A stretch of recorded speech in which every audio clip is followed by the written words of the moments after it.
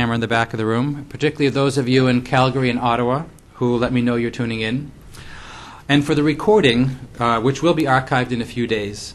And for those of you unfamiliar with the Woodrow Wilson Center, the Woodrow Wilson International Center for Scholars is the living national memorial to the 28th President, established by the United States Congress in 1968 within the Smithsonian Institution.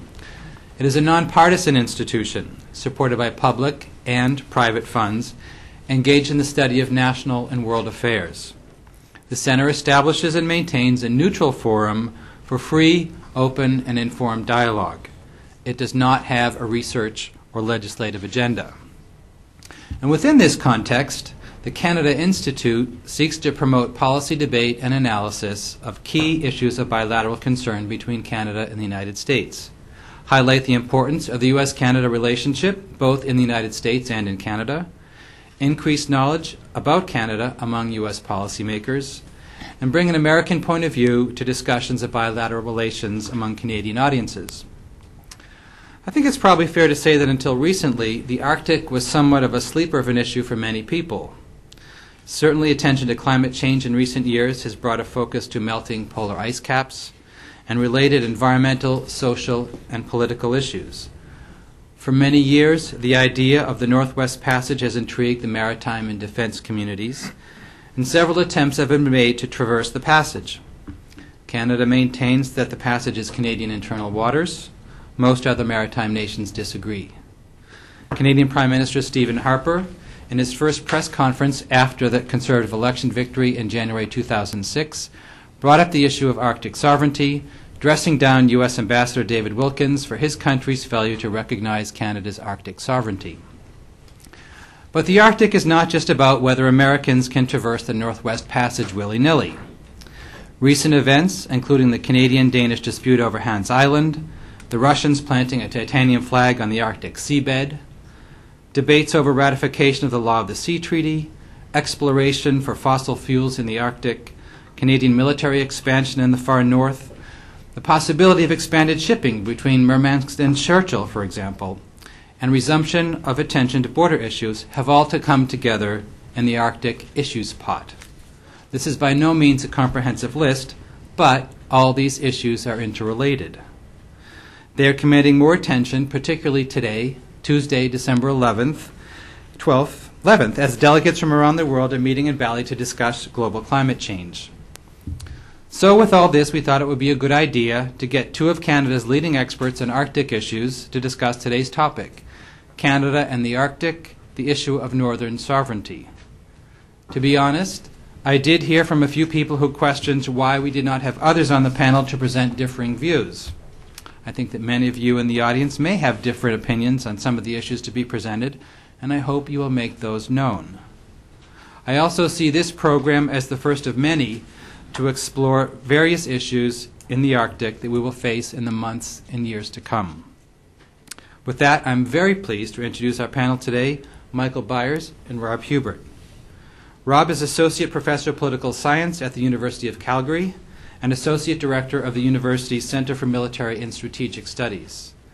His current research includes an examination of the role of Canadian sea power in the Asia-Pacific region, Canadian Arctic and security and sovereignty, environmental security, and Canadian defense policy.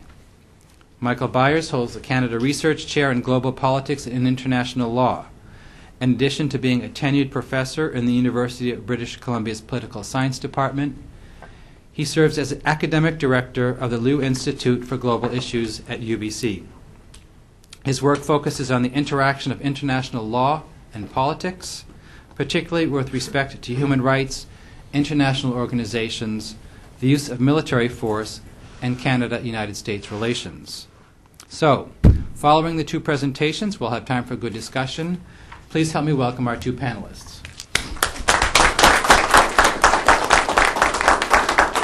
Michael, could you start off, please? Yes. Well, thank you very much for the kind introduction. It's a great honor to be here. Also a pleasure.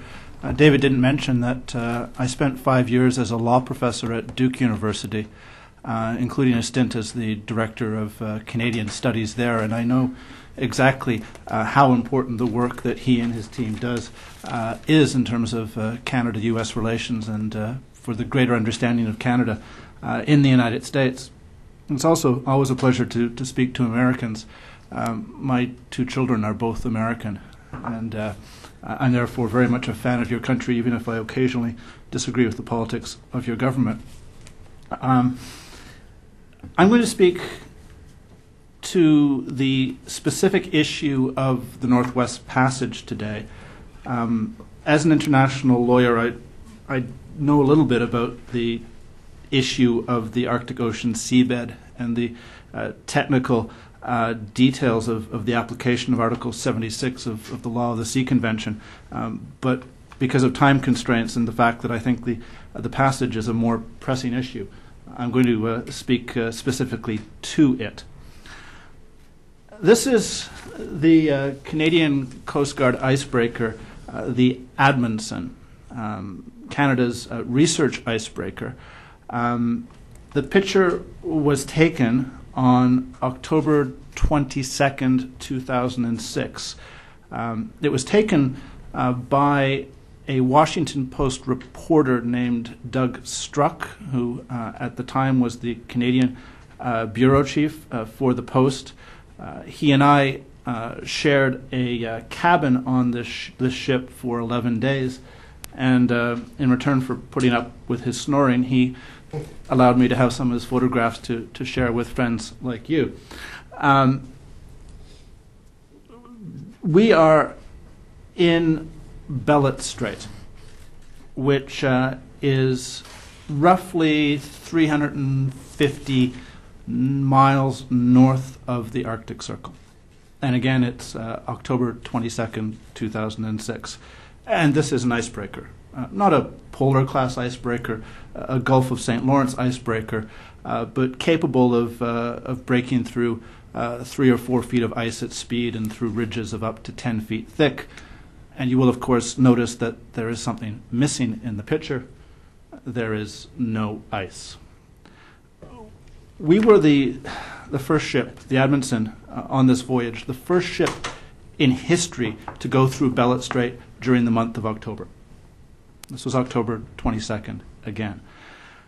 The captain was so amazed at the absence of ice so far north, so late in the year, that he insisted on sending up the helicopter, along with an ice spotter and a Canadian professor and a Washington Post reporter to see what we could find.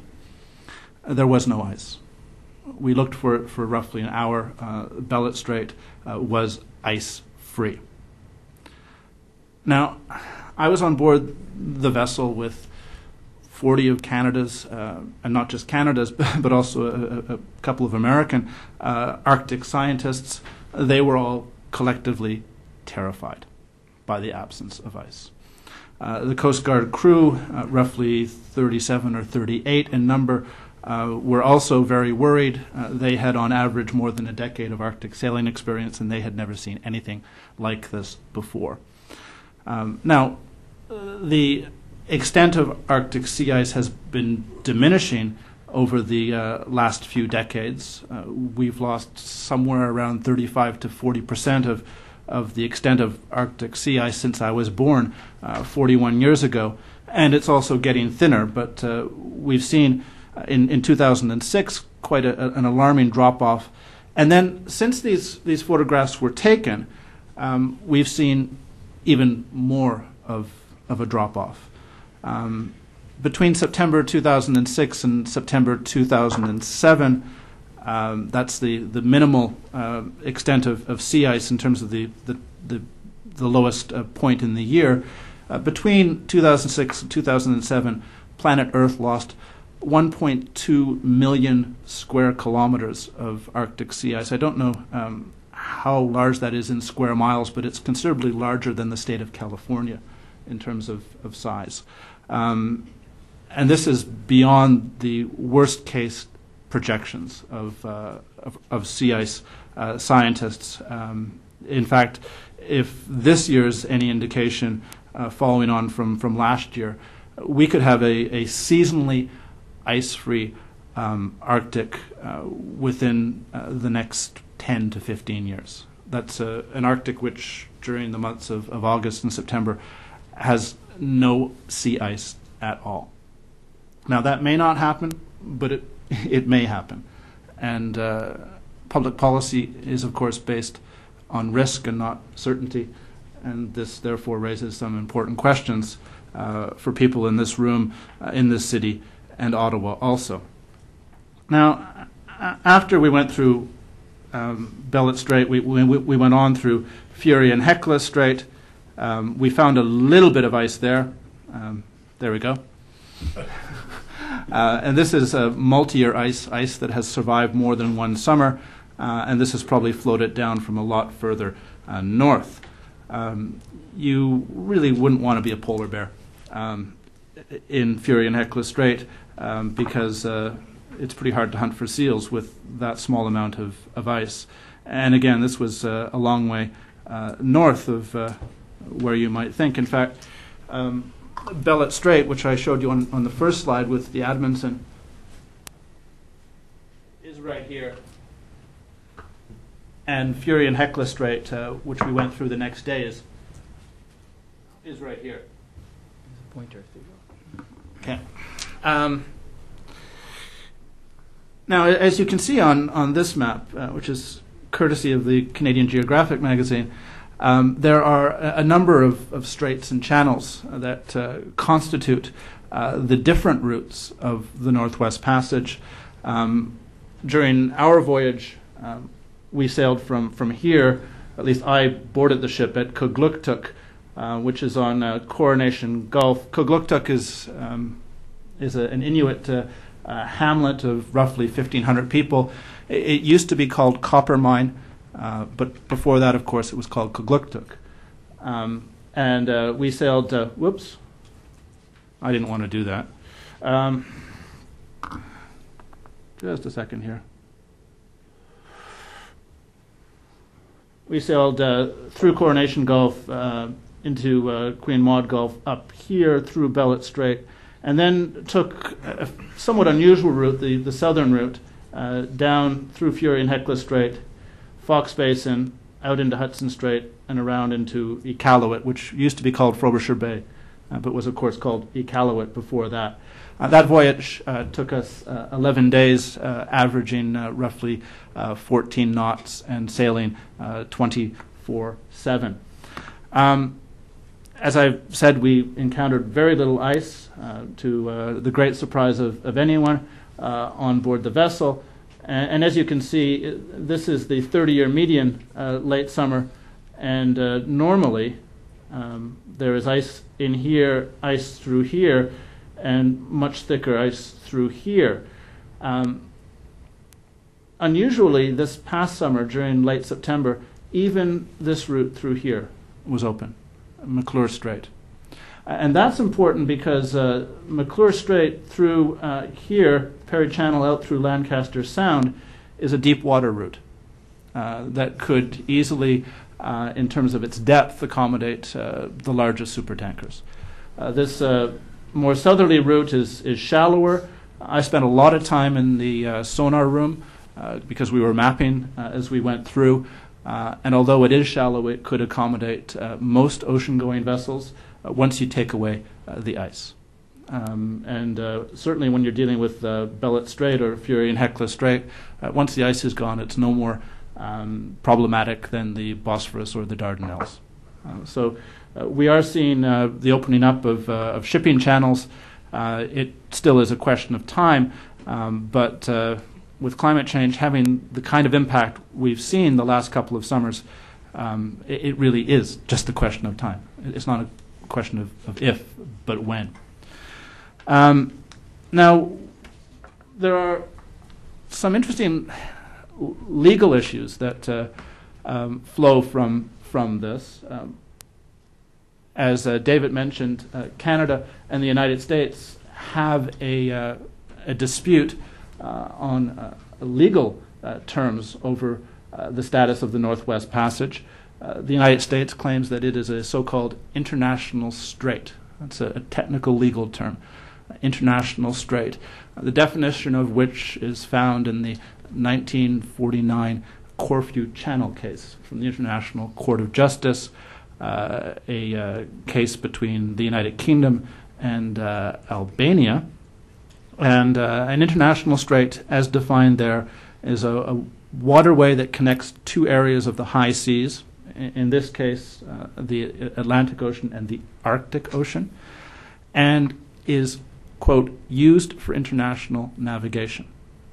And the United States takes the view that it has been used for international navigation twice by U.S. vessels which had not sought Canadian consent. In 1969, the SS Manhattan, an ice-strengthened supertanker, and in 1985, the U.S. Coast Guard icebreaker, the Polar Sea. And certainly the Department of Defense takes the view, as I understand it, that it's not just past use but also future use that matters for the context of this definition. Canada, as David mentioned, considers the straits and channels that make up the Northwest Passage to be internal waters. And this, since 1985, has been based upon two elements, the first of which constitutes a series of straight baselines that Canada drew on a map connecting the outer headlands of the Canadian archipelago. The Canadian archipelago on here, which includes Baffin Island, Ellesmere Island, all around here, 19,000 islands, is held by Canada to be a coastal archipelago subject to being placed to be enclosed by straight baselines according to the law as articulated in the 1951 Anglo-Norwegian fisheries case. United Kingdom again, but this time Norway. And Canada argues that those baselines are consolidated by thousands of years of use and occupancy by the Inuit, who are now Canadian citizens. Well, it used to be that this didn't matter so much because of the ice. In fact, one can argue that Canada and the United States have agreed to disagree for decades.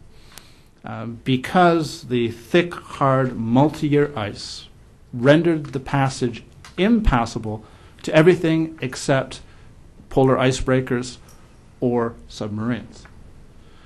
And indeed, a reflection of this agree to disagree policy is found in the 1988 icebreaker agreement that was signed by Ronald Reagan and Canadian Prime Minister Brian Mulroney, where the United States and Canada agreed to notify each other in advance of any passages of their icebreakers and agreed that icebreaker traffic was of no consequence in terms of the legal dispute, was without prejudice to the legal issues. And there may well be a similar agreement in secret concerning submarines. But as far as non-icebreakers, the thick, hard, multi-year ice rendered the Northwest Passage a non-issue. So you agree to disagree and let the ice take care of the rest. Now, with the ice disappearing, 1.2 million square kilometers in the last year alone, all of a sudden, shipping does become conceivable. And as you can see from this map, which looks down at planet Earth from above the North Pole, there are a multitude of different shipping routes that will come into play with time. There's the Northern Sea route along the northern coast of Russia, where there's a legal dispute as well concerning passage inside some of these islands. But as the ice melts, it's increasingly being pushed towards Greenland and northern Canada, rendering the Russian coast much more ice-free than even the Canadian side. And you have the possibility of a route straight across the top. And just imagine the distance saving between Shanghai and Rotterdam going over the top. as opposed to going around the planet. It's absolutely staggering. And then there's the Northwest Passage. Again, Shanghai to New Jersey through here. Well, you'd say something in the order of 4,000 miles, which is a lot of fuel, a lot of time, and of course there are no Panama Canal transit fees. So the shipping will come. Now, there are a whole bunch of reasons to be concerned about this. Probably the most immediately apparent one to a Washington audience is the security dimension. And we have here, with Canada's northern coastline, the longest coastline of any country in the world because of those 19,000 islands. And that is, of course, a North American coastline. And so the possibility of attempts to smuggle drugs, to smuggle illegal immigrants, to smuggle terrorists into North America will increase as the ice melts and foreign shipping appears. And we've already seen some attempts at illegal immigration through Canada's north. Most of it is fairly laughable. A couple of Turkish sailors jumping ship at Churchill on Hudson Bay, a love-stricken Romanian trying to hook up with his girlfriend in Toronto by buying a small boat in Greenland and chugging across Baffin Bay to Grise Fjord on Ellesmere Island. But the possibility is certainly there.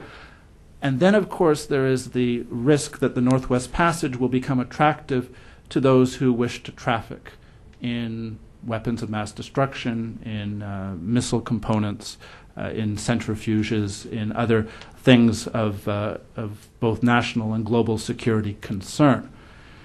Now, the United States and Canada and other countries have put a lot of effort into things like the Proliferation Security Initiative, designed to deal with the risk of the high seas being used for trafficking in materials of this kind.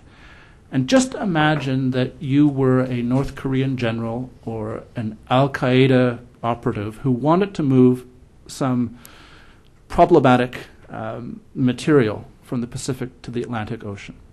You don't really want to go through the Panama Canal. It's subject to too much scrutiny. You call up the Canadian Ice Service website, you see that the Northwest Passage is open, and so you decide to take your, rusting out bulk carrier through the Northwest Passage instead. And all of a sudden, from a security perspective, it matters what the status of that waterway is. Even under the Proliferation Security Initiative, the vast majority of countries do not accept that you can interdict willy-nilly on the high seas. And PSI is mostly about using things like port state authority or the authority of the flag state to exercise powers over suspicious vessels. And so if this is an international strait, it becomes legally very interesting as to what you can do against a suspect vessel. If it's Canadian internal waters, well, not so much. There is also an environmental perspective. We all remember the Exxon Valdez along the relatively more robust southern coastline of Alaska. The Arctic marine ecosystem is extraordinarily fragile, and it's already under huge stress because of climate change. And the oil spill in the Northwest Passage would have catastrophic environmental consequences. And this, to come back to an element of Canada's claim, is of great concern to these people. The Inuit, who have lived in the Arctic for somewhere around 10,000 years, who are an extraordinarily thoughtful and intelligent people. Who knows, there might be something called natural selection operating there. And they're very concerned about the prospect of international shipping. And they're concerned about the impact on their traditional way of life of climate change. And this man, a hunter in Igloolik, was very concerned about the prospect of international shipping going through nearby Fury and Hecla Strait. He was also, as you can see, taking pictures of us with his digital camera because he thought we were pretty interesting. And there is a small boy exercising his right as a Canadian citizen, sitting on a Canadian Coast Guard icebreaker. But one of the curious things about the Inuit is that the Inuit are a maritime people. They traditionally lived and traveled and hunted and fished on the ice, on the Northwest Passage, for 9 or 10 months of the year, as is expressed by the crest of the hamlet of Igloolik. Notice the ice, notice the igloo on the ice, notice the harpoons. This is the crest of a maritime people. And in 1993, when the Inuit negotiated the Nunavut Land Claims Agreement, whereby they surrendered Aboriginal title to 1/5 of Canadian territory, they insisted on a provision in that agreement whereby they accorded their thousands of years of use and occupancy of the ice in support of Canada's jurisdictional claim. Now, that may not convince hard-nosed Department of Defense lawyers, but if that doesn't do it, this just might.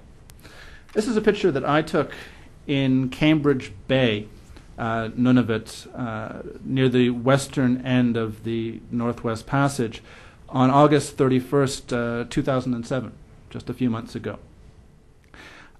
This ship tried to transit the Northwest Passage in defiance of Canadian jurisdiction. It's an ice-strengthened yacht, and it was operated by 5 Norwegians, 5 drunken Norwegian playboys, wearing helmets with horns coming out of the side. And the ship is called the Berserk, or actually more correctly, the Berserk II. But these characters, who had more money than they had sense, have been sailing around the world's oceans for a while, causing trouble in various places. And they read the newspapers, just like you and me, and they noticed that there was a dispute over the Northwest Passage, and also that the ice was disappearing pretty quickly. And so they sailed up the Atlantic coast of the United States, headed for the eastern entrance to the Northwest Passage. And that's when they made their first mistake. They stopped at Halifax, Nova Scotia, Canada, which is a bit of a party town because it's a port, frequently visited by U.S. naval vessels. And they got really drunk, and a couple of them got into a fight and were arrested. And at that point, the Canadian authorities discovered that these 2 individuals were members of the Norwegian Hells Angels motorcycle gang. And on that basis, they were deported back to Norway. Not deterred by this, the 2 deported individuals then flew to Thule, Greenland, where they rejoined their 3 companions on the Berserk II and sailed into the Northwest Passage. 2/3 of the way through, they arrived near Cambridge Bay and decided that they needed to resupply with whatever provision they were lacking at that point. But knowing that 2 of them had been excluded from Canada, they decided not to bring those 2 characters into port, and instead they put them onshore several miles outside of town. And the Mounties were watching. The RCMP and the Canadian Coast Guard at this point swooped. The 2 individuals had set foot on Canadian soil illegally, having been deported earlier, and therefore the status of the Northwest Passage was no longer at issue in terms of interdicting them or the vessel. And Canada did a maritime interdiction of the Berserk II from the Canadian Coast Guard light icebreaker, the Sir Wilfrid Laurier. A combination of the Coast Guard and the RCMP. I arrived the day after the arrest. I spoke with the RCMP commander and with the immigration judge who flew in to handle the deportation hearing, and that problem was solved. But any time that a vessel actually makes it through the Northwest Passage, it weakens Canada's sovereignty claim because it's usage by international shipping. And this, instead of being a small ice-strengthened yacht with 5 Norwegian Playboys could have been a single-hulled, Panamanian-flagged oil tanker, a rusting-out oil tanker that could have gone aground either in Canadian waters or in Alaskan U.S. waters, just a little ways further along. Or it could have been carrying, I don't know, centrifuge components, missile components, a radioactive device of some kind. This, again, is the north coast of North America. And my government and the U.S. government need to figure out what we are going to do when we have to do an interdiction of something more serious than the Berserker II. Now, former U.S. Ambassador to Canada, Paul Cellucci, has argued publicly that the United States should actually recognize Canada's claim.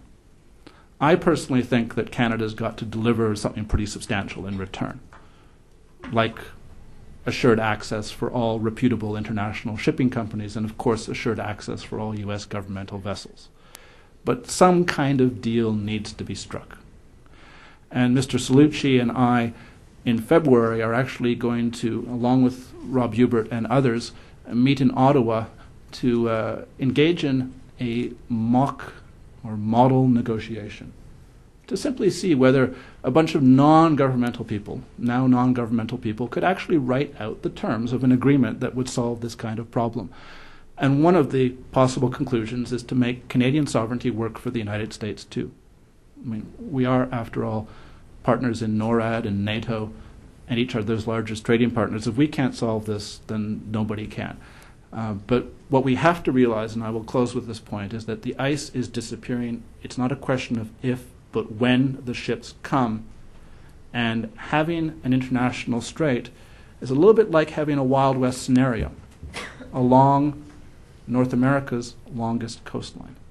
And that is not a prospect that we should take lightly. I think that we can do better than our agree to disagree status quo, which I don't think is sustainable given the current and future conditions of the ice. Thank you very much. Well, thank you. Yeah, I've got stuff on there, so I'll just change places with Mike. Yeah. Okay.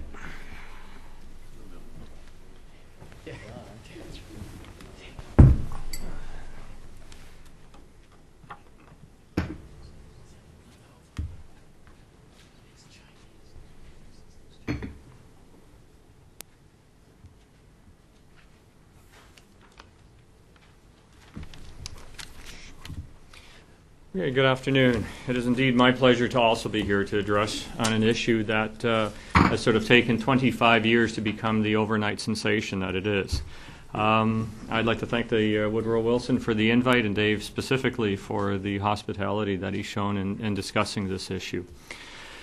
The Arctic is one of those issues that traditionally has been one of those ones that sort of has been considered a bit of a boutique issue.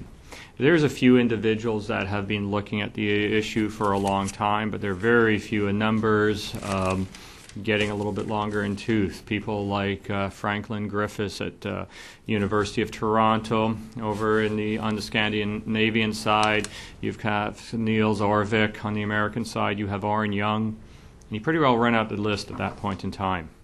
It's been one of these issues that we know it's there. When it becomes politicized because of some misstep by one of the 8 Arctic nations that people pay a lot of attention to, but then promptly forget very quickly and just continue business as usual.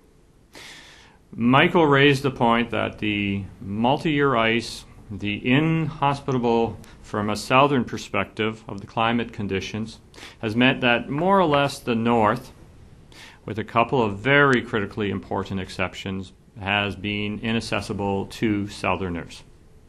And as such, when we start talking about Arctic issues, to a large degree, there's a very big learning curve because so much is happening. And what I will be arguing today, in the context of Canada-U.S. Arctic relations, are today, December in 2007, we are at a critical juncture. We are at a point where we are seeing the makings of a perfect storm when it comes to Canada-U.S. Arctic relations. We can choose to approach this intelligently, approach it where we in fact do have differences, but ultimately keep our eye on the larger picture, which is going to be fundamentally redrawing the map of the world. Or we can choose to do things as is the norm when it comes to the Arctic, which is to ignore it, and then suddenly panic and make all the wrong decisions with the lack of proper follow-through. And that has been the tradition within Canada-U.S. Arctic relations. We ultimately have the choice today, I will be arguing, of making the Arctic Ocean a proper governance system, something akin to what exists in the North Sea, if we have the foresight and ability to approach it in that context, or we can face the prospects of creating another Spratly Island, East China Sea. In other words, we are indeed at a cooperation versus conflict nexus that what we do in the next few years is going to be of critical importance. Give you a couple of just sort of add-ons in terms of both what David and Michael have said.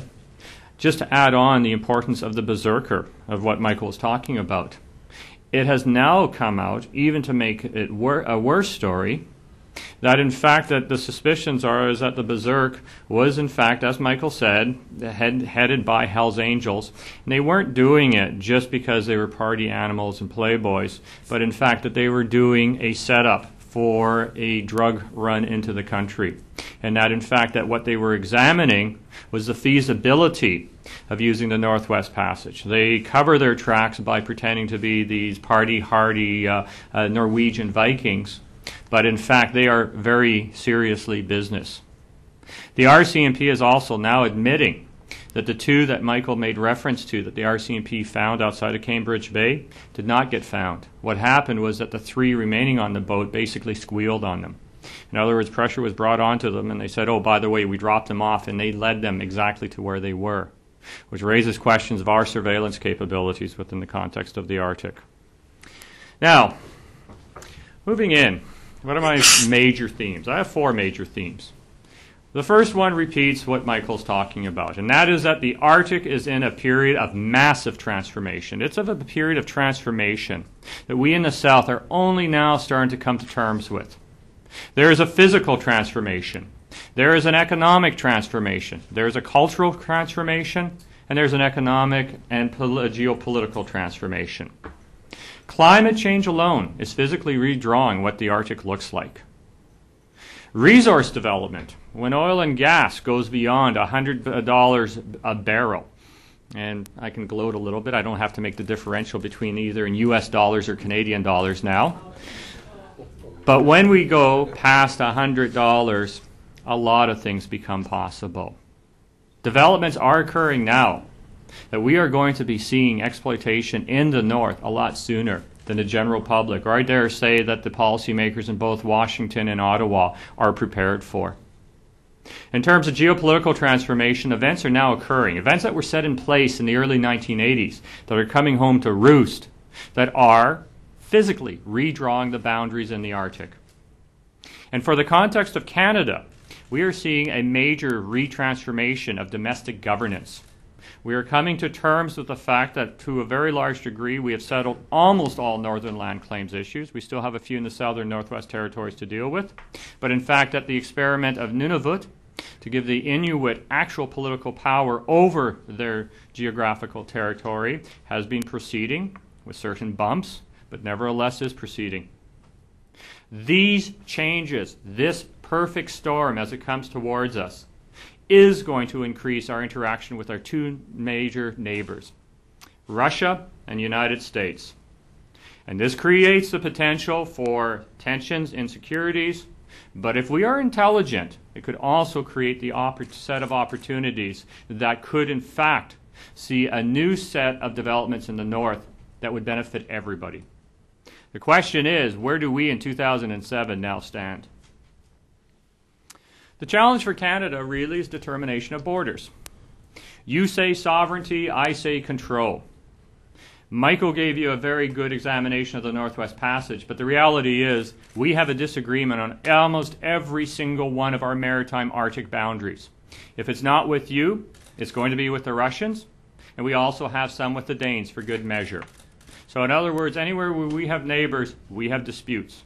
We've been able to ignore these disputes because, quite frankly, the multi-year ice meant that these issues more or less put them on ice, pun intended. Politically, from a Canadian perspective, these are sensitive issues. They are akin to the type of ways that Americans approach issues of security. When it comes to security, we know that the United States does not necessarily always think rationally. When it comes to the Arctic, it's the same for Canada. So do not expect us to approach it with total cold disdain when it comes to negotiating these issues. We will not. Now, ultimately, we have two maritime border disputes ongoing. We have 3 potential maritime borders that are going to be very nasty. We have the one waterway status dispute that Michael talked about with the Northwest Passage. We have one small little land dispute. And we have the issue of governance within northern Canada. Now, let me clear off one issue right off the top. David asked us to talk about sovereignty, the Arctic sovereignty issues. Well, I'm a political scientist. I'm not an international lawyer. And quite frankly, I think that there is way too many trees that have died trying to define what is sovereignty. Ultimately, what we are talking about is control. We're not talking about some abstract international terminology, but we are talking about the ability to maintain proper control within a geographical boundary, both maritime, air, and land. And ultimately, if you call it internal waters, if you call it an international strait, or if you want to miscall it, like your ambassador did, international waters, which of course simply is not the case in this aspect, but you are talking about some form of control. When it comes to the Northwest Passage, if you're right, it's the control that the IMO rules and regulations pass that ultimately control the Northwest Passage. If we're right, then it's going to be the Canadian government, obviously in cooperation with our NATO allies, but nevertheless, depending on who is actually controlling. Ultimately, sovereignty must be used, regardless if you're American or Canadian. It must be used to provide security. In the case of the Arctic, when we talk about Arctic sovereignty, what we mean is to make Canadians secure from either the Hell's Angel drug runs of the Berserk, from a possible scenario that Michael provided with you, or a more mundane environmental problem that may come from some vessel such as a Prestige that basically was following IMO rules when it broke into 2 pieces off the coast of Spain. So the question is, of course, how do we allow for this? Well, the changing north, of course, as I said, climate change, resource development, geopolitics, and domestic governance. Michael has provided you,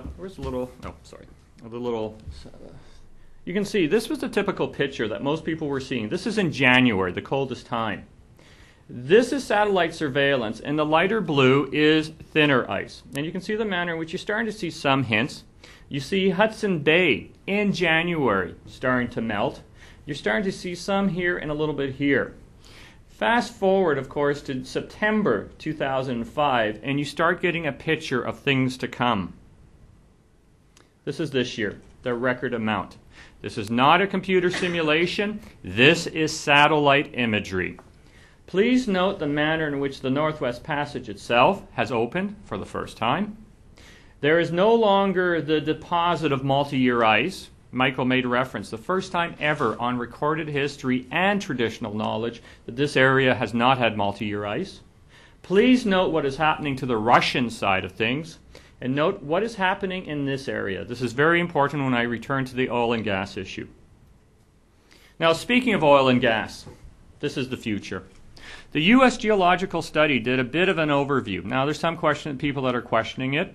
But the U.S. Geologicals have come to the conclusion that the Arctic may hold 25% of rilled oil and gas reserves. And that's not counting the third new energy source, gas hydrates, which is the brand new boy on the block. Now, there's some people are saying that this has to be re-examined. Shell has questioned whether or not that is in fact correct, but Exxon and Esso seem to be in concurrence, if you read their annual reports, in terms of what the U.S. Geological Society has come to terms with. If it's 25%, 20%, 15%, the reality is that there are very strong indicators that there is a lot of oil and gas. For Canada-U.S., the current area where next year you're going to see massive exploration, both on the Canadian side, around the Beaufort Mackenzie Delta area, And you're going to see just off the north slope and in the Chitney Sea, the American side. Now, part of it's going to be sort of shell stumbled. They did a very crummy job with their community consultation, and they're not going to be able to go ahead next year for their test drilling. But they're going to get it right, and they will be there probably the year after. Esso and Exxon gave the Canadian government $500 million for lease rentals and will have a 5-year plan to go ahead. The Russians, of course, are way ahead of us. They are already developing this region and within this region, and they know they're looking in this area in terms of future developments. I want to introduce you to probably what is going to be the next sovereignty crisis for Canada and U.S. This is the face of the future. Everybody in Canada and U.S. are looking to the north, and we're saying we are going to do it through pipeline. Pipeline on the Mackenzie Delta, pipeline in Alaska. The reality is climate change is destroying the infrastructure that supports pipelines. The Russians have recognized this, and the Russians are looking to this type of vessel. This is called a DAS, and basically this propulsion unit allows this vessel to go backwards. It's got an ice-breaking hull, a bow on the front, and a regular bow on the bow. Why do you need that? You can go into multi-year ice, or a single-year ice. And the Russians are skipping putting a pipeline in. In other words, if we can just go back here, rather than continuing with the pipeline, where the Russians are having problems because of permafrost collapse, they're going to do a shuttle back and forth using this technology. Is this a plan? No. Samsung is building 4 of these. 2 at 70,000 and 2 at 120,000. These are being built as we speak. They will come into operation in the year 2009, 2010. And in fact, they are expected to basically revolutionize how the Russians transport their oil and gas. And the Russians are seeing this as a bit of a test, but the Russians are expecting to go to Samsung Heavy Industry for further construction. There is absolutely no reason why Canada or the United States could not make the decision to skip using pipelines and use this vessel to shuttle it to southern locations where it's then transferred to even larger tankers. If that happens and the Americans are the first to do it and want to go eastward, picture another Manhattan crisis, except one that is real. So you can see where I say this is the next crisis coming. It's being built by the South Koreans, and we're not paying any attention to it. Now, the new geopolitics of the North. Well, we have a new Russia with renewed assertiveness. Petrodollars is fueling it, and Putin is showing that he's here to stay. In the United States, we have a multilateral reluctance and an international role, of course, as a remaining superpower. And within the changing international law regime, you have UNCLOS in the search for an international environmental regime. Now, should anyone think that the end of the Cold War in 1989 ended any strategic considerations, I'll just point out that within the U.S. context, the submarine force still is maintaining, albeit at a much reduced capability, sea ice training. This is mainly with the Seawolf and Los Angeles class, particularly the later second half of the LA class. There's some questions whether or not the Virginias are good ice boats. Depends who you talk to in that context. But the Seawolves seem to be working out well. But more importantly, the Russians are once again resuming their submarine construction programs. They have finally finished the first vessel of the Bory class, and they're now about to begin construction on 3 new ones. Putin has said that he's going to put them all in the Pacific, but if you believe that, I've got a couple of bridges in Halifax I'd like to sell you. The reality is that they are probably going to be going back to the Kola Peninsula, which means Russian northern basing, which means that you will be responding accordingly. We know that the Russians have picked up their overflights this summer. They did 2 overflights in 1995, but have had no other overflights since 1989. They have probably had somewhere in the hundreds now. We are, in fact, when you guys had your F-15 crisis back in, June, we actually were sending our F-18s up to Alaska in order to have proper aerial surveillance and engagement. And here's a little trivia for you. Canada just had the instance where we had 2 F-18 pilots intercept a Bear overflight, where we're the first husband and wife team. So it's kind of interesting just in terms of some of the new geopolitics, one would say. And least anyone forget, once again in Canada we tend to pretend that ABM, national missile defense system disappeared when we said no. The reality is your first operational base is in Fort Greely, Alaska. Now, there's a question in terms of the technological ability currently of the missiles, but you have the silos dug. And Fort Greely is reporting that all 8 missiles are in operational status. Now, exactly what that means, once again, we have to be a little bit uncertain at this point in time, but there's no question in my mind that that means that that system will be operational if it is not in fact today. And least we forget about our British allies. This was a reminder that the British have also been going into the Arctic, remain going into the Arctic waters. This is, of course, a picture of the tragic accident of the Tireless when she lost one of her personnel in that torpedo room explosion. It has also come to the public knowledge that the British have been pairing with the Americans and going up to the North Pole since 1986 on an annual basis.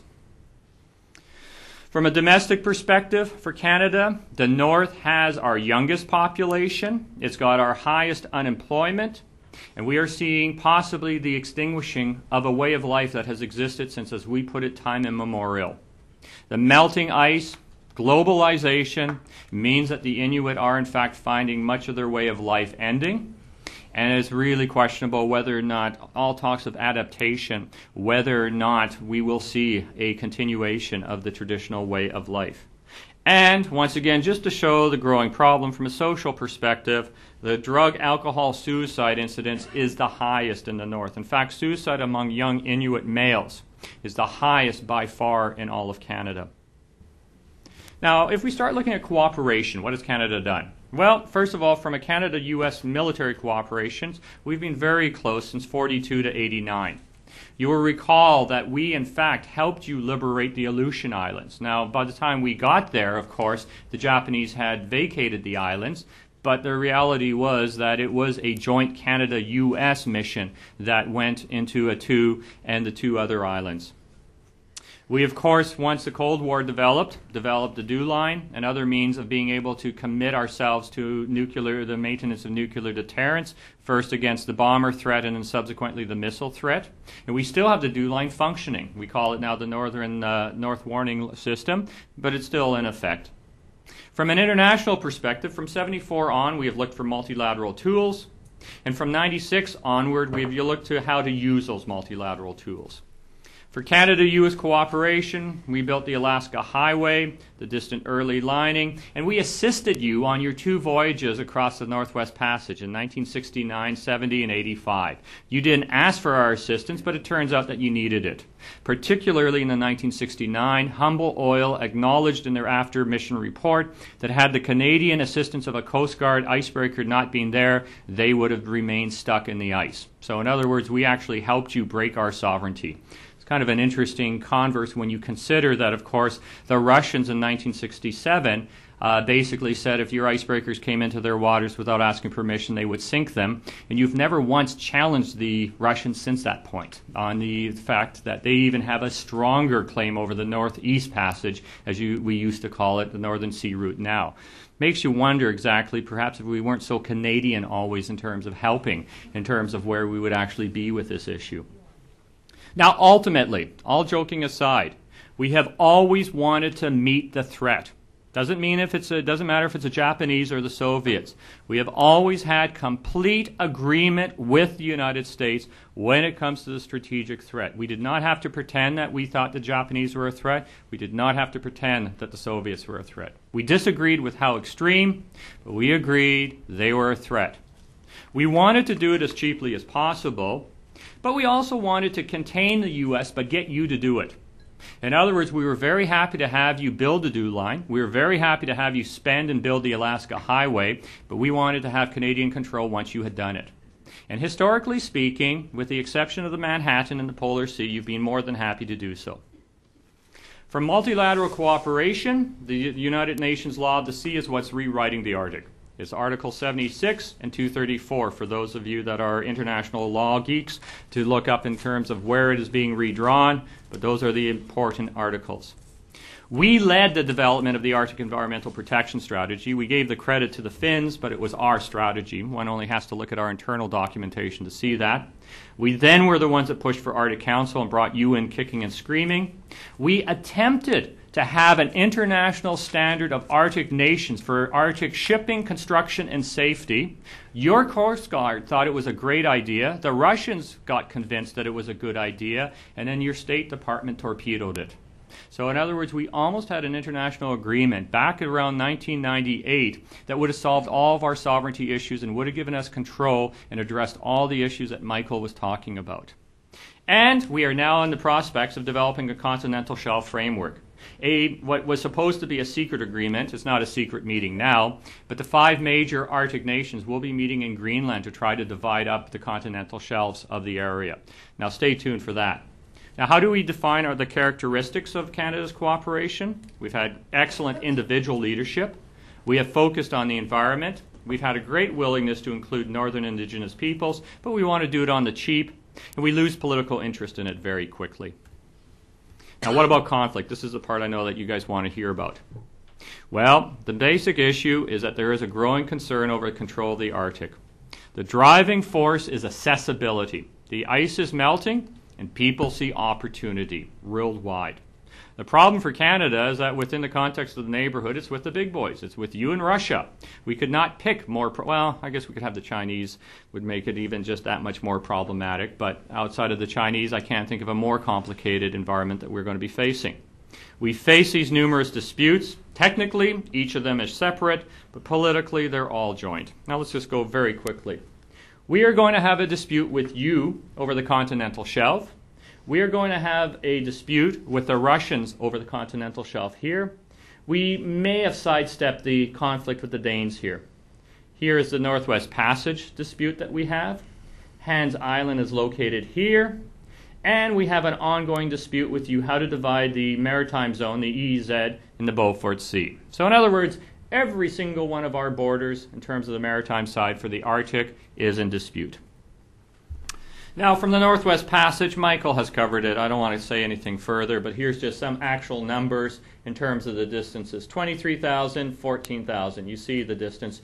And recognize, Panama can only, for a container vessel, can't do post-Panamax. You can get post-Panamax vessels through here. The Manhattan was 140,000 tons. That's the size of post-Panamax vessels. We know that it took the southern route, so we know that if the ice is gone, you can get post-Panamax vessels through there.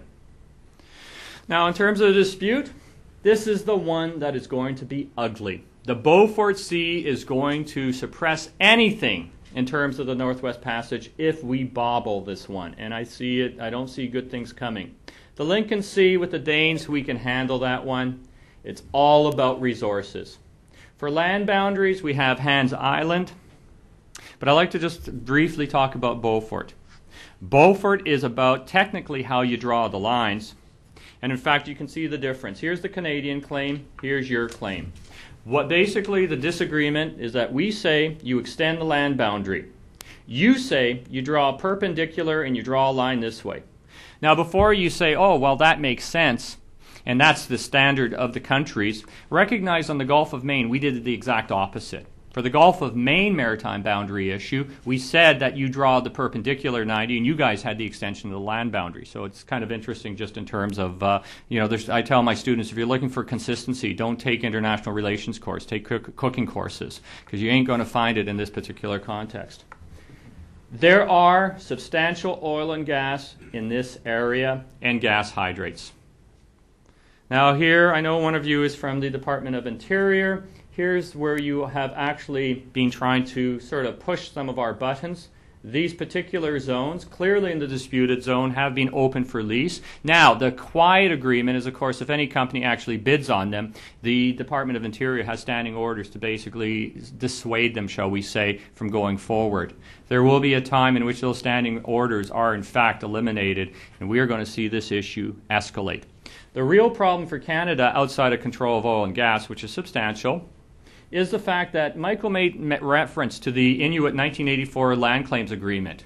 We've drawn that boundary upon this. That means a Canadian government that goes back and renegotiates with the American government is putting that land claims agreement at risk.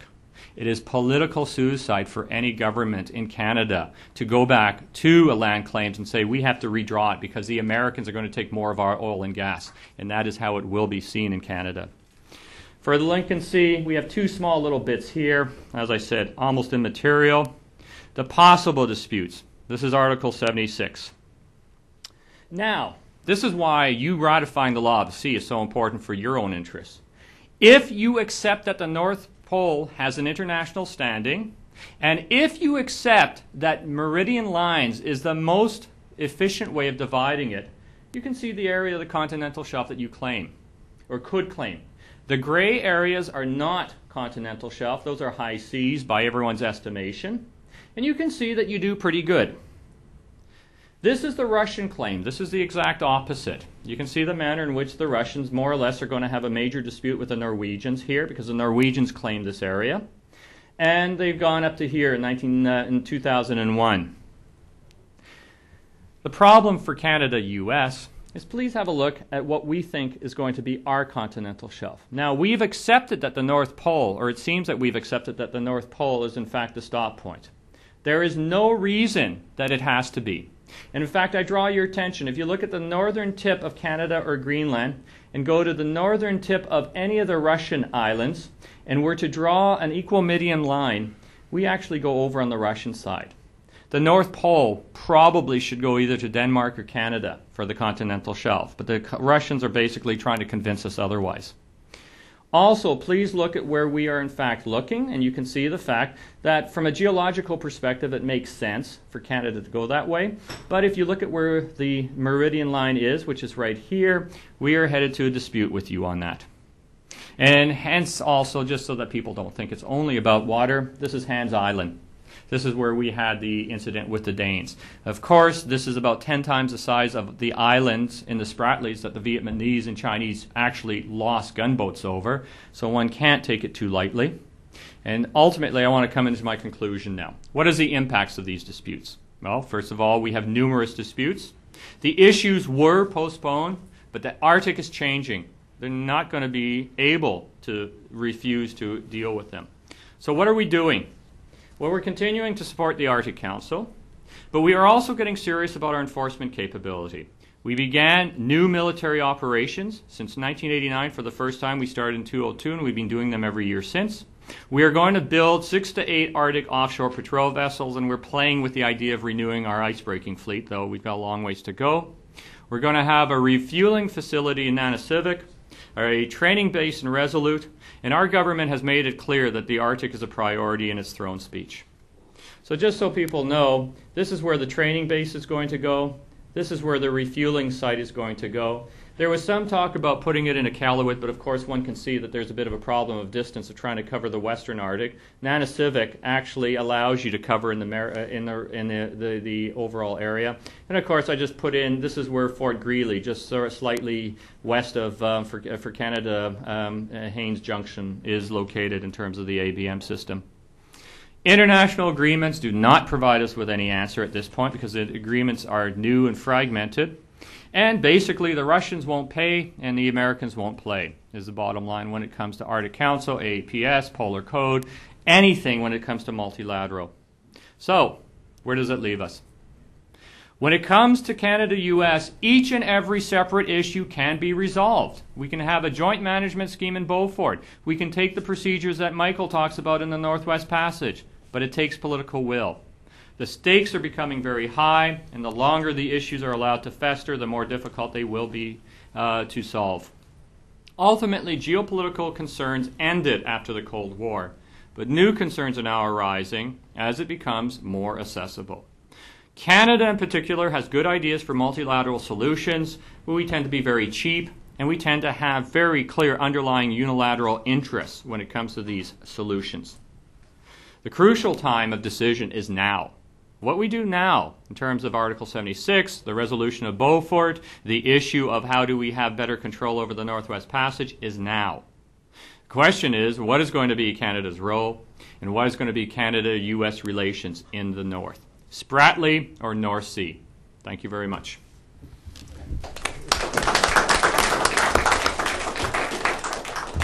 Thank you very much, and I don't think Rob or Michael were timid about their views. We have time for questions, and I would ask that you speak into a microphone so that it picks up on the webcast, and please introduce yourself if you have any questions. Surely there must be someone. I guess we covered everything. Yep. I guess we can all go home. You talked about, Rob, about what needs to be done. Is there any momentum going on? I mean, and I would ask you too. You sort of presented a dire scenario, but are there any things positive to look at? I guess the positive is what the Danes are now attempting to do with this meeting, or could be positive.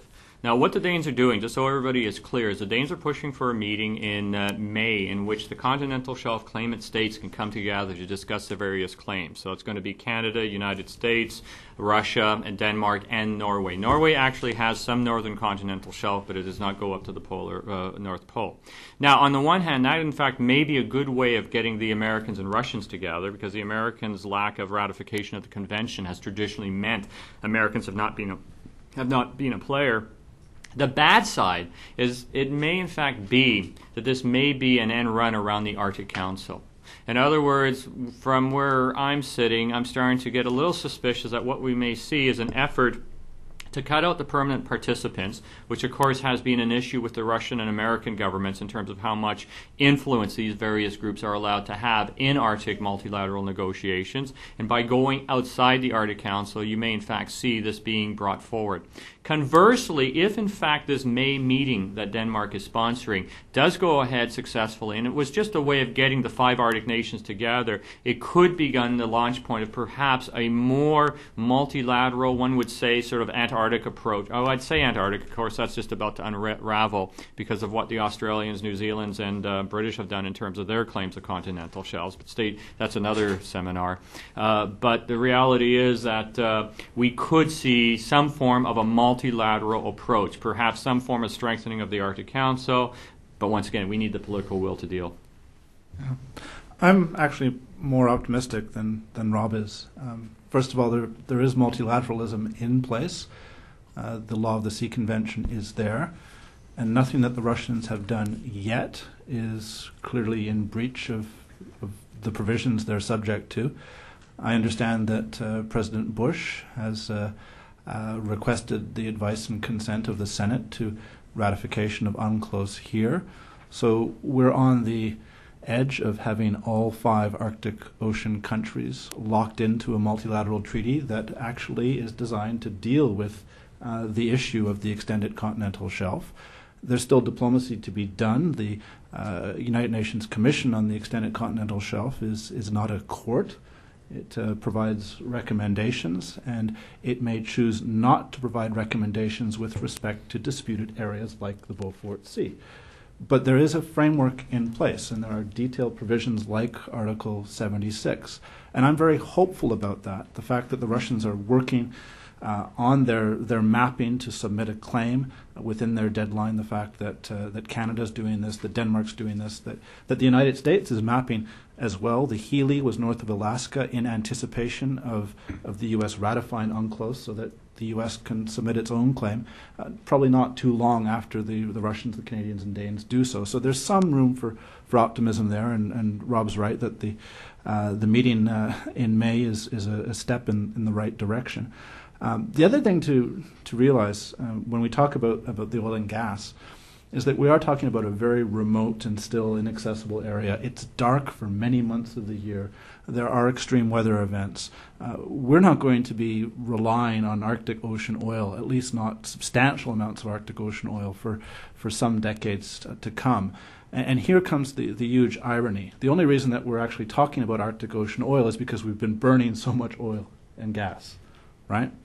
And if you take an environmental perspective, or if you actually take the United Nations Intergovernmental Panel on Climate Change and its report seriously, it might actually be species suicide, maybe not for us, but for many other species, and certainly impose dramatic costs on our global economy if we were ever to exploit and burn that oil and gas. So one of the reasons I say that we need to sort out who owns what in the Arctic is so that responsible governments like the Canadian and U.S. governments will have the option of keeping the oil and gas where it is.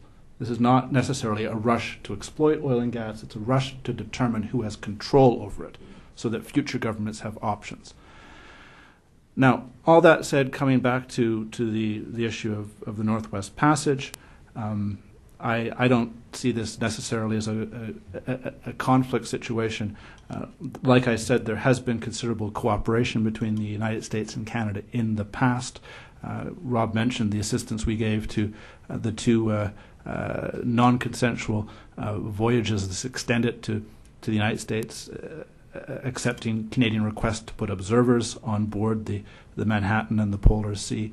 We work an awful lot now in the context of NORAD since the expansion of the NORAD agreement last year to cooperate on maritime surveillance, including in the Northwest Passage. I don't see the Northwest Passage as a point of confrontation between the two countries. I think it's simply shifting the cooperation that has existed into the new reality of an ice-free waterway. And when Mr. Cellucci was U.S. Ambassador in Ottawa, he did request that the State Department re-examine the U.S. position in light of the changing ice conditions. He's on the record publicly as having acknowledged that. So I know that the State Department is looking at this. I know that DOD is very hesitant about any change. And if you want, I can give you a whole bunch of reasons why DOD should not be nervous about creating a precedent for elsewhere. A question up here? Yeah. Can you wait for the microphone? Just Sorry.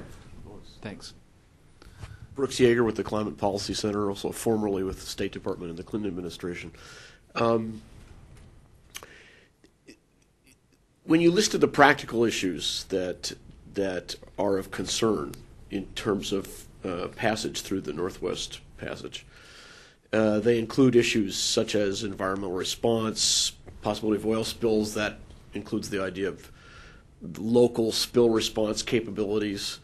You could add to that list things like invasive species and management of ballast water and what are pretty pristine waters. As, having ships that are up to a certain level of safety standard that would be agreeable to Canada.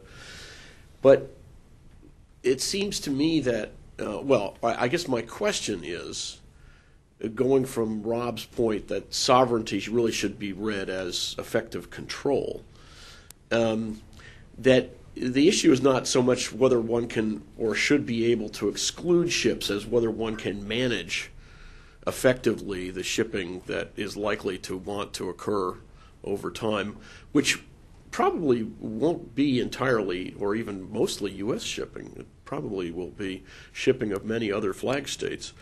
So that seems to me to offer the opportunity of some kind of bilateral or at least beginning bilateral discussion about what such management would look like and how it could be accomplished.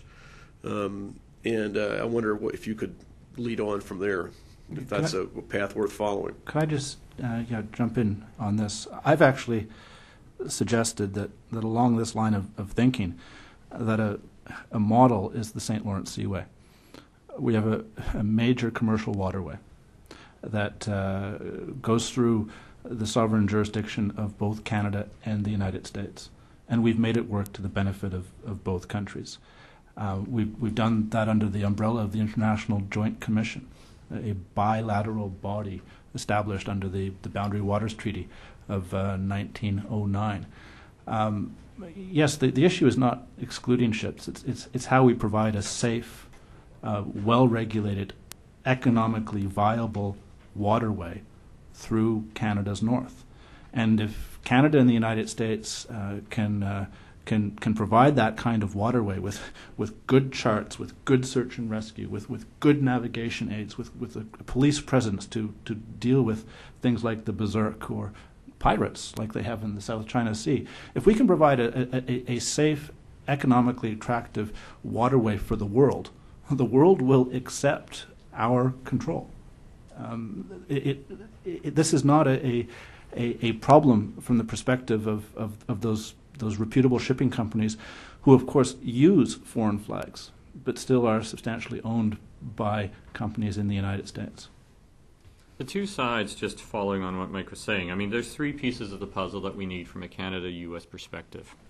We need the instrumentation that allows us for surveillance and the instrumentation for enforcement. I mean, if you look at our Coast Guard, if you look at your Coast Guard, the presence is weak. If you look at our RCMP capabilities, our presence is weak. If our RadarSat-2, which is going to tremendously add to our surveillance capability, is in fact successfully launched by the Russians later this month, that's going to go a long way in terms of some of the surveillance issues that we're facing right now. But we're waiting to hear. It's not the Russians, it's the Kazakhstans that are launching it. Well, it's the Russians. But that would go a certain degree. But in terms of the enforcement capabilities, we desperately need new icebreakers, as do you. The Arctic patrol vessels will be a favorable aspect. But we also need a legislative regulation understanding in terms that the Arctic is different. The Arctic is opening from ice, but it doesn't mean it's going to be ice-free. And we're going to see some years where the ice conditions will be bad, and we have to have accommodation. In that context, we need to have a revisit of the Arctic Code. Or Polar Code, I should say. If we go back to the Polar Code, I mean, the idea was that you have the major Arctic shipping nations come together and say, okay, what on the basis of our joint experience do we need to see in terms of ship operation, ship safety, and ship construction? The payoff is, of course, that you have agreement.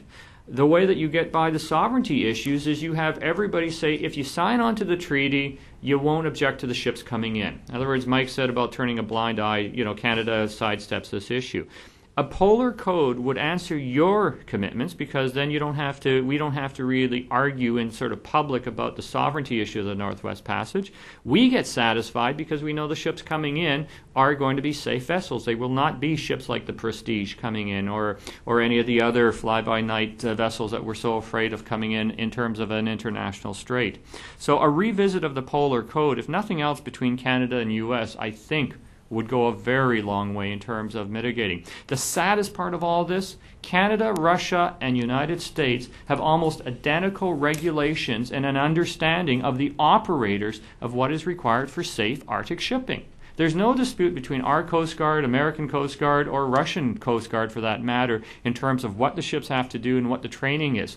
Where the problem always comes down is at the highest political level.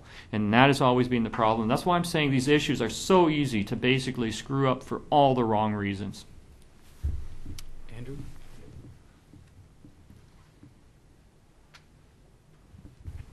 I'm Andrew Richter. I'm the Fulbright Scholar here at the Wilson Center.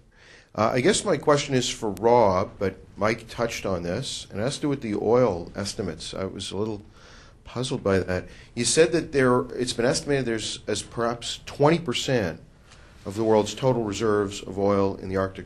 Could be in the Arctic. In the Arctic, accepting the normal figure of somewhere between 1 and 2 trillion barrels, which is the figure I've seen. That would translate into maybe 300 or 400 billion barrels. What I'm wondering is, how has that estimate been reached in the absence of any at least I'm aware of any serious exploration program to this point? This was a big question. This is why the U.S. Geological Survey is going back. There are several critics, several private industry reports that have questioned basically what the if you read the U.S. Geological Survey, they are looking on the basis of the drilling that went before oil prices collapsed around roughly 1984, 85. And also if you look at the geological indicators in terms of what some of the studies in terms of the rock and salt formations are in that region. So they're guesstimating to a very large degree. And that's why Shell, for example, said, no, this is just totally wrong. It's not going to be that high. The one thing, and I would add, this is, Mike was saying that no one's going to go up there in that region, and that may in fact be a reality. But it shows the way that media works with this issue. Everybody got hot and bothered this year when the Russians went and dropped their subs. Everybody, that was a big thing, or their subs dropped the flags, and people said, oh, the sky's falling. Well, we don't even know if they actually were there. That kid was saying that this may have been from, what was it, James Cameron's movie or whatever, but I mean, that notwithstanding. In 2004, the Russians and the Finns went up to the North Pole and drilled. Now, they did it as part of their continental shelf claim, but the technology that they used for the drilling, for the ice cores that they took, were exactly the same technology that you were doing if you were going up for oil and gas. The reality is, in 2004, the Russians showed that you can take a drill ship to the North Pole. They were at the North Pole. And they positioned the Odin in front of them. It was a joint Finnish, Swedish, Russian expedition. They positioned the Odin in front of them, and basically the Odin broke the ice, and they were able to stay on station with a drill ship at the North Pole, and they took ice core samples. Now the reality is that means the technology is here already 3 years ago to go to the North Pole and drill.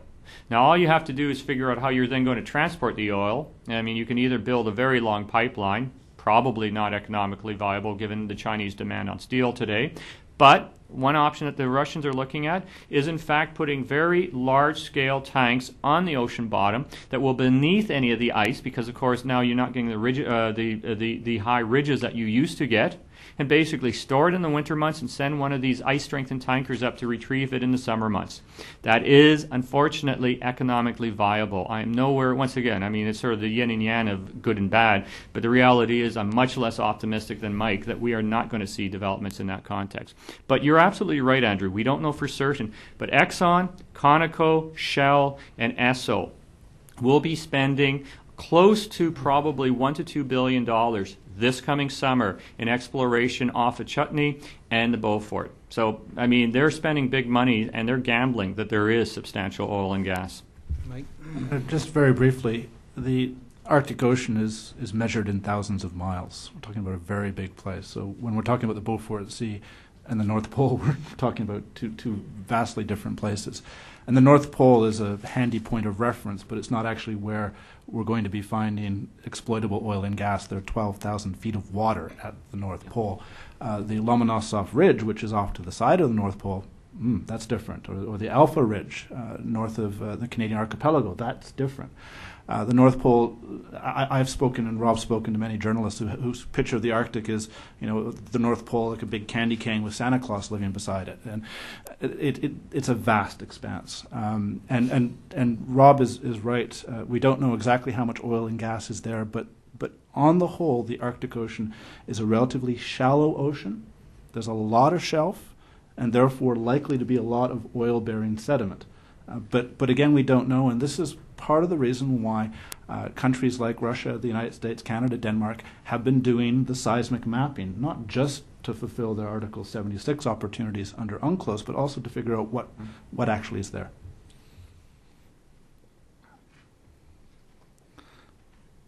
I'm George Delatorino. I'm from the Minerals Management Service, Department of the Interior. I just wanted to just kind of discuss a little bit about the USGS estimate. I don't know if anybody's here from the survey or not, but their estimate as far as how they come up with the numbers that they do with regard to very little exploration. Rob is correct. They use the current drilling estimates, and they'll get that information when it becomes publicly available. They have their own seismic vessels that go out and shoot and collect data that will identify either prospects or leads. And they also use something that Rob was alluding to, and that's called analog basins. In other words, they'll look at the rocks in the Arctic Basin or the Canadian Basin or whatever, and they'll say, this looks like the Gippsland Basin off of Australia or some other basin. And they'll use porosity and permeability from those basins to get it, to kind of use it as a model to guesstimate what'll be in the Arctic. What they'll do is the numbers that they actually produce and put out are resources and not reserves. In the Department of the Interior, those are two different critters. A resource is a guesstimate. We estimate that there's a 95% chance of X amount of oil, a 5% chance X amount of oil. Reserves is where somebody actually drills something and finds something, and that's a given, and it has a little bit more probability and umph to it. But the survey, I believe, is relooking at their circum-Arctic assessment right now, and I know they have a draft that we've been involved with, at least from the standpoint of the Beaufort Sea and what our information has been saying. But I just wanted to just kind of clarify that. You were right on, and just that I know I could see the looks on people's faces. Well, how do they come up with this information if there's no drilling or whatever there? And that's kind of what they do. So over here. Lisa Savage from Maclean's. I wanted to clarify one thing and then ask each of you one question. U.S. Ambassador David Wilkins isn't here, but he gave me an earful when I once quoted him using that quote that you referred to, and I think actually, Professor Huebert, you and I have talked about this for an article. So for the record, he never called it international waters, even though every news outlet in Canada reported it to be so. And I think I'm the only one who wrote an actual correction saying he didn't say it, but I got an earful from him in an angry letter and, all kinds of stuff. He said it was a questioner posed the question to him using that phrase, and he says he's never actually said anything other than a strait for international navigation. So on his behalf. But my questions are for Professor Huebert. Could you just clarify what Canada's position is with regard to the North Pole? I was a little bit confused. And for Professor Byers, could you give us the list of reasons why you think the U.S. should not be concerned about setting a precedent for other international straits if it were to accept Canada's internal waters in the Northwest Passage? It's interesting that you said in terms of Wilkins, because once again, it's the trouble with memory. But I was almost certain that I saw him on a video clip making that claim. But thanks for that clarification if, in fact, he didn't call it. In terms of the North Pole, the Canadian claim, we're a victim of our own legacy. I mean, everybody who studies Canadian history knows that in 1906, we said, let's take the North Pole as the central point and we'll create this thing called sector theory, which has no standing in international law, but it's just something that's always sort of been at everyone's back mind. That magically has given the North Pole as sort of the convenient point of distribution. We all say, let's go up to the North Pole. Well, that's just an artifact of our maps. There is nothing in international law that says you create this magical point and you draw. Could you imagine the Mediterranean? If everybody said, oh, there's a central point right there. We won't call it North Pole. We'll call it, East Pole or West Pole. And everything streams line out there. You'd be laughed out of the room. The problem for Canada is we have never since 1906 really necessarily said we totally disagree with the sector theory. We've always stayed mum on that. In fact, our Canadian geological surveys, whenever we draw our maps, even the most current maps, you'll see the line going up to the North Pole, even though that we have not claimed the continental shelf and our EEZ does not go up to the North Pole. So our Canadian geological surveys kind of perpetuates that little mythology. Where we are getting serious, however, is in fact if you look at where we are engaged in our scientific effort to determine our continental shelf, we have stopped all of our studies at the North Pole. In other words, we are not going up the Lasimont Ridge over onto the Russian side. Now, what it is saying to me, and this is only my own interpretation of our plans in terms of determining where our continental shelf is we are de facto accepting the Russian position that the North Pole is the magical stop-off point. Because once again, why we're not going slightly? I mean, the people in charge of the study are saying it's so difficult to go. But we are going right up to the North Pole with the Danes in terms of trying to determine what our continental shelf is, but we're not going beyond that point in the ridge. And from an equal distance point, a Canadian hydrographic expert, Ron McNabb, has basically shown that if you draw the meridian line between the two, we go over on the Russian side, going along the ridge. So in other words, if we were just saying, okay, let's take a look, it's 1,000 kilometers, we're actually over on the Russian side, but we are only studying up to the North Pole. So I think de facto we are accepting the North Pole as the central location. Well, no, it'll be continental. It'll go right up to that point, and then we're going to have to get into some very serious negotiations with the Russians, American, and Danes in terms of where the boundaries are. I mean, there's those two gray areas that are going to be high seas. All the rest will have Article 76 claimants. In other words, the entire Arctic, except for those two regions that are clearly high seas, are going to be, some country is going to have sovereign rights over the soil and subsoil. That's the bottom line. That's an absolutely crucial point. We're not talking about the water of the Arctic Ocean beyond 200 nautical miles. We're talking about jurisdiction, exclusive jurisdiction over the resources of the seabed. Right, so no one's going to actually own the Arctic Ocean. It's jurisdiction over resources that's at issue. In terms of the confusion concerning Canada's position on the North Pole, it was exacerbated by then Foreign Minister Peter MacKay using the wrong set of briefing notes this past summer, because he was saying that this is Canadian water. We've always claimed it as Canadian water. No, we've never claimed the North Pole as Canadian water. He was using his briefing notes from the Northwest Passage. Okay, and his response should have been, in my view, to congratulate the Russians on their remarkable technological achievement, and then say, of course, it has no legal consequence, but not to get all sort of heated up about it. On the issue of why the Northwest Passage is distinguishable, two reasons. Historically,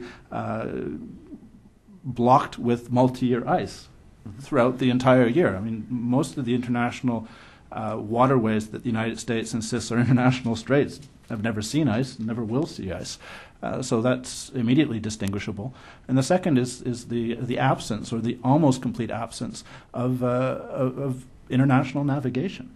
I spoke about the Corfu Channel case from 1949 as the defining juridical pronouncement on international straits.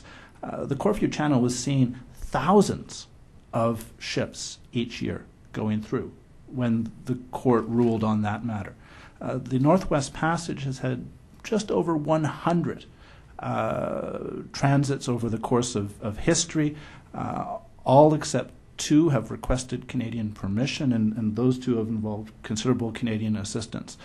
That's a pretty big difference. So if the United States wanted to distinguish the Northwest Passage and got all of its allies to agree with it and Canada, all of NATO, think of all of NATO, plus Japan plus South Korea, and maybe another 30 or 40 countries that could be persuaded to come along, you've got a pretty serious degree of momentum towards the recognition of Canada's claim to internal waters. I've asked Russian diplomats about their view, and they've laughed and said, look, we don't have a dog in this fight. We've got the Northern Sea Route. I mean, the fly in the ointment, or at least the potential fly in the ointment, is China. But it's not yet fixated on this issue, although it will be if we wait too long. Except they are. One of the big embarrassments that Canada and American surveillance capabilities had in 1999. I'll just take you back to 99. Remember, that was the year that Canada had all these illegal Chinese immigrants that came up on our shore undetected. In 1999, we also had a visit up in Tuktoyaktuk, which is our westernmost community, of the Chinese research vessel Zulong. Now, they had approached our embassy in Beijing, and our embassy dropped the ball, but the Zulong showed up without any warning, without any capability of Canada or the United States detecting it in those waters, and it wasn't until these Chinese scientists were wandering around in Tuktoyaktuk buying souvenirs that the local RCMP got approached and said, oh, these look like pretty rich refugees. Where did they buy all the coats? Because these got to be the boat people that have been arriving off the shore. And of course, no, these were scientists. Now, what that illustrates, is the Chinese have had an active interest in the North since at least 99, where they physically are sending vessels, and there are rumors emanating from China that they are in fact now building some further ice-strengthened research naval vessels. We're not sure if they're icebreakers or what their context. It's a little bit murky on this context. So the Chinese are going ahead in this particular context, so they're already there. Michael raised a point about the Russians not having a dog in the fight. The reality is, if you go back and look at Russian legislation for their Northern Sea Route, you will see that they did basically an exact copy of Canadian legislation, right down from the straight baseline legislation to their decrees in 2001 and 2005, in which they basically say the Northern Sea Route is, for all intensive purposes, internal waters. Their position on the Northern Sea Route is exactly the same as our position on Northwest Passage. So the real interesting geopolitical reality is, if the U.S. really ever pushes us to the mat on this issue, they are going to have to then deal with the Russians in that particular context, because the Russian position is even more extreme than our position. And once again, this is one thing since '67. The American government has, of course, issued its protest. It attempted to send the icebreakers. It says it disagrees with the Russian position, but they have not pushed it anywhere to the same degree as what they've pushed us. And there is not a single instance of a foreign vessel going through the Northern Sea Route without permission. I mean, heck, the Russians even used the Northern Sea Route as a means when they were allies with the Germans before the '41 invasion to help one of the German naval raiders actually go into the Pacific. So, I mean, once again, it shows you that the Russians have been thinking strategically about this since at least 1940, when I forget which one of the Q ships they had went through. But I mean, the point of the matter is the Russians have had none, and one of the things that we in Canada have always been so interestingly hesitant to do is to say, well, of course there's international precedent. Look at the Northern Sea route. The Russians are doing exactly what we're doing. What's the world getting all bothered about?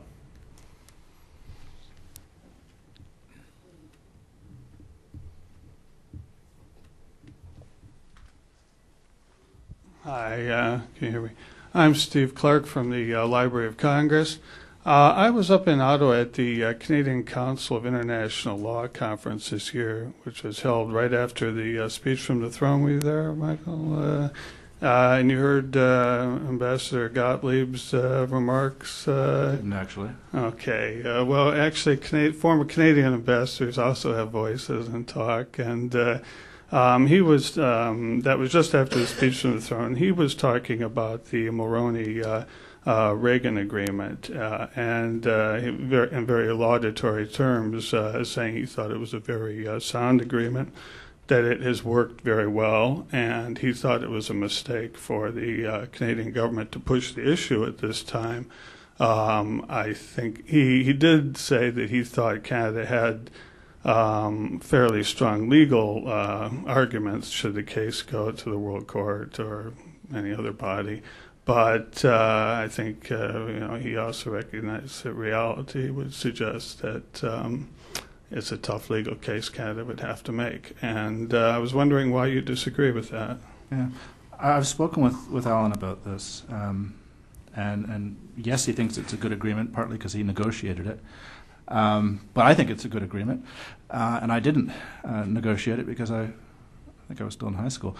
In any event, the reason why we cannot rely on the status quo is because we're losing so much ice, and we're already seeing an increase in traffic. In 2006, we had 11 transits of the Northwest Passage, 5 transits by cruise ships. Okay, there were 86 ocean-going vessels active in Canadian Arctic waters that summer. I haven't got the numbers for 2007 yet, but the numbers are going up. The ships are coming. And there is a reluctance among members of a certain generation, the ones who crafted the wonderful solutions in the 1970s and the 1980s, to continue to rely on those solutions. And they were great solutions for the time because we had the ice. They're not great solutions for the next 10, 20, 30 years. I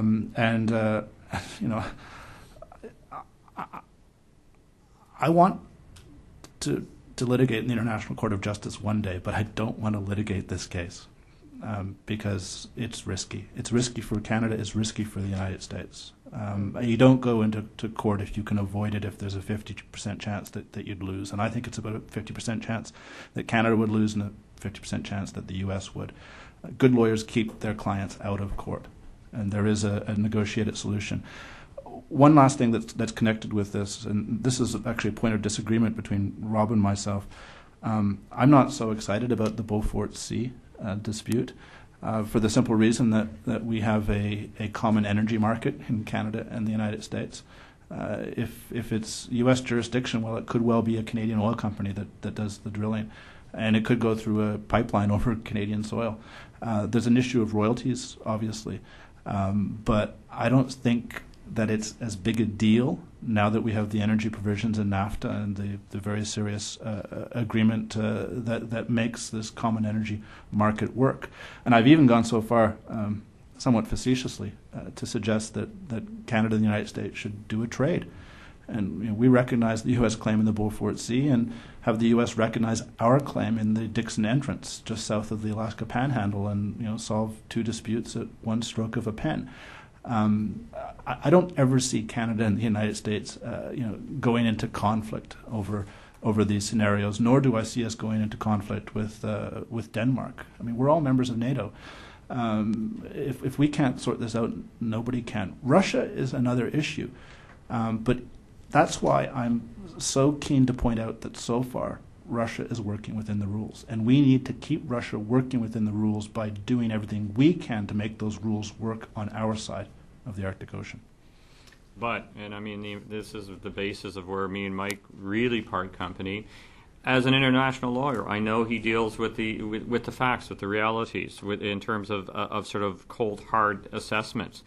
as a political scientist, I'll tell you the perceptions overpower any form of rationality. And I'll give you the example. In 1985, when we had the second major crisis between Canada-U.S., when the Polar Sea went through, that was an operational voyage. What happened was one of the American Coast Guard vessels, the Northwind, went in to refit, and when they took the engine apart, discovered it wasn't going to go back in. It was a 1945 vintage vessel, and it was not going to go back to sea. And so the American Coast Guard ran into the problem that they had to resupply Thule, and they had to do science on the North Slope. And so that it had the problem of how do you get to two places in one when the ship that you thought was going to do the resupply can't do it. They asked our Navy to do the resupply to these. They said, look, we know that this is politically sensitive. We can't send the Polar Sea through the Northwest Passage without provoking this. We do not want to provoke you at this point in time. This has nothing to do. We need to get to Thule and do the resupply. We said we'd like to do the resupply, but our replenishment vessels, which were our ice strengthened and could have done it, were all tied up and all being used. So we said, no, we can't do it. The U.S. Coast Guard, American Coast Guard said, okay, great, now we got a real problem. How do we do this so that we don't provoke each other?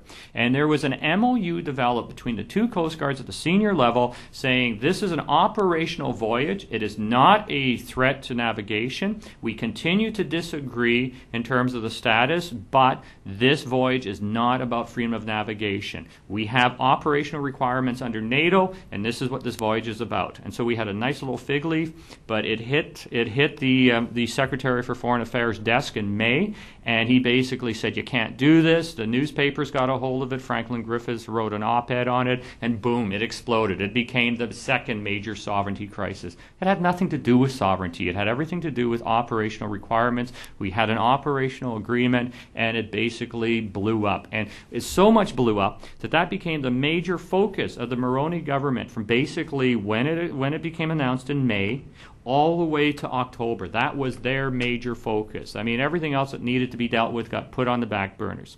Now, Mike talks about the importance of the agreement. You asked about the agreement. The agreement was a fig leaf. Read the actual, the 1988 Arctic Waters Cooperation Agreement. Why do I say it's a fig leaf?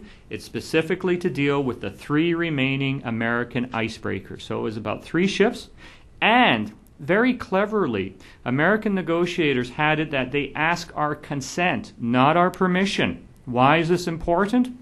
Within the Law of the Sea Convention, you have what is called a scientific consent regime. You have to ask a country its consent to come in and do scientific research. The negotiators for the American side, and this has been documented by the work of Michael Kirky up at Lawrencetown. He basically went and interviewed, and the American negotiators said, we put in consent rather than permission because we knew that you liked the term consent, you being Canadians, and we are going to claim, if it ever goes to court, that the consent is for scientific, and it's under the consent regime. We are not asking permission. So even that fig leaf that Gottlieb did, it's limited in terms of its terminology. It says that it's non-prejudicial, and it dealt with 3 vessels. Well, now it deals with 2 vessels because the Polar Sea is never going to go to sea probably either again. So, I mean, very limited and very, it doesn't even do, it provided us to ignore the issue. But the actual terms of what Canada wanted to negotiate, something like an early polar code dealing with all bilateral shipping, basically was brushed off, even though Reagan insisted that something, and he gave the orders to Derwinski to come up with something, even though he was directly telling Derwinski, which was his major negotiator, go ahead and create something. He was not able to go beyond the objection of people like David Colson at State and others who said, no, too much of a precedent. Well, boy, there's a lot there. From international relations to commercializations. I never got to ask about gas hydrates, but we can do that later.